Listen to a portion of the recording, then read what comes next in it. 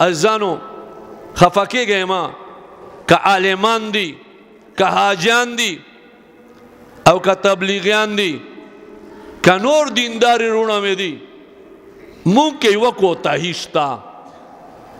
الحمدلله 15 وخت لمونځ کوو تهجد کوو تبلیغ کوو دینداری کوو خو دا ژبه نه ده ژبه د دې حفاظت نه کوو زنانه به سره کېني خاص طور باندې خواښې به د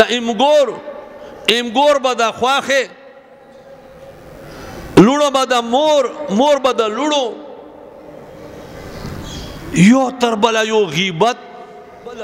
بدیګانې راسپړل دا بیا یو عادت نیولی مونږ داسې هم داسې یاره پلانکی مولوي صاحب چې ډېر ښه سړی دی خو دا خو ټکی به خپل امام پسې خامخا کوو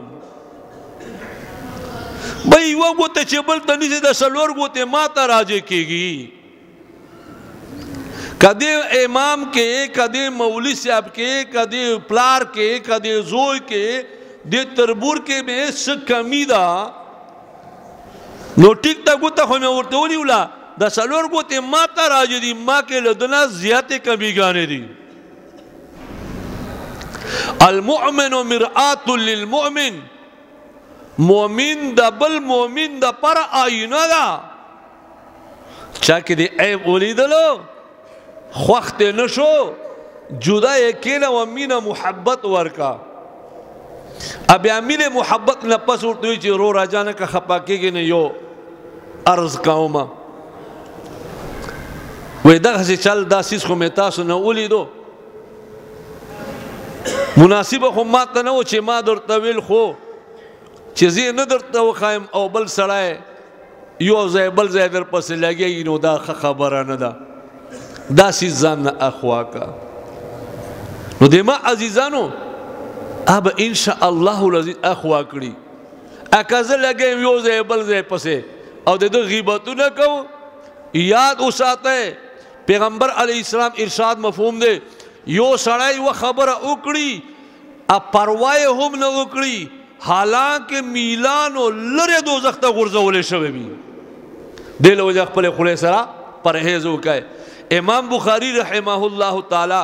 عجوبه انداز استعمال اولنی حدیث راوستو انما الاعمال بالنیات د اعمالو دارو مدار په نیتو دی او آخرنی حدیث راوستو د اعمال وزن کولو وال اشاره کوي دیتا چې ستا عمل کې سونه اخلاص وي سونه سنتو مطابق ته دا عمل وکړو ستا عمل بدون دروند وي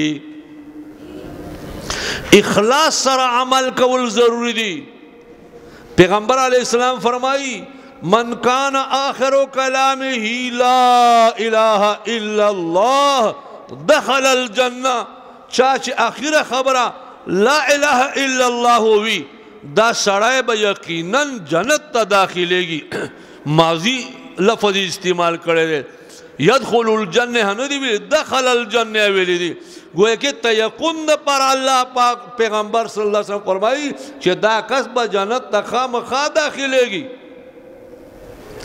ولی سر یوزر لا الہ الا اللہ ویلے پا دی بلی جنت سنگی زی جنت تا زی وی دا آخری ٹیم کے دای چه کلمه وی لو اخلاص سره بیوائی او اخلاص پا بینا باندې الله پاک جنت ور کوي